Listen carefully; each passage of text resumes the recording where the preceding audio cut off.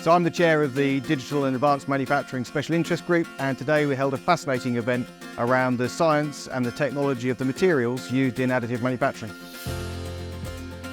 We had a series of presentations from both industry experts, customers working in the field, and from suppliers of machines and equipment.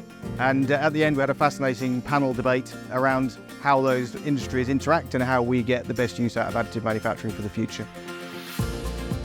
So it's great that the STC do these types of events, because without them, you can't get the information across. There's a great sort of gap with people's knowledge about what they think additive manufacturing can do and what it can actually not do. So educating them, making sure that they know the pitfalls, the pros, the cons, it makes a massive difference with these type of events.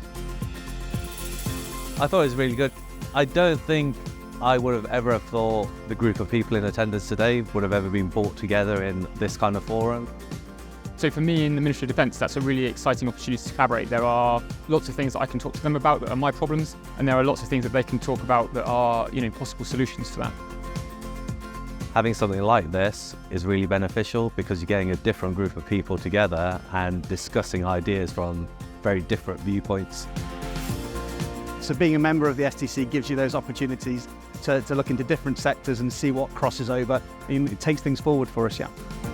This isn't the first Silverstone Technology Cluster event that the UK or US militaries have attended. It's been a really good opportunity for US and UK engineers in defence to collaborate with Silverstone businesses.